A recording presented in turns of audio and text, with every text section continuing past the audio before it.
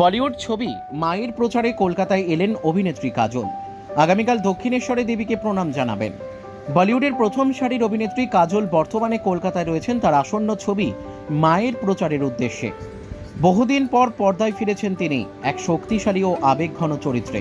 ছবিটি মাতৃত্বের গভীর অনুভূতি, আত্মত্যাগ এবং মায়ের অপরিসীম শক্তিকে কেন্দ্র করে গড়ে উঠেছে। তাই ছবির প্রচারে বাংলা ভূখণ্ড, বিশেষ করে মা কালীর আবাহনস্থল হিসেবে পরিচিত দক্ষিণেশ্বরের গুরুত্ব অনেকটাই বেশি।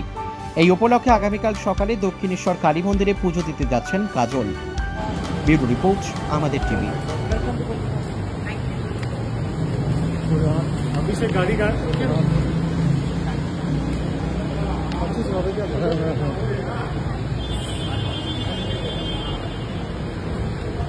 Welcome to Kolkata ma'am.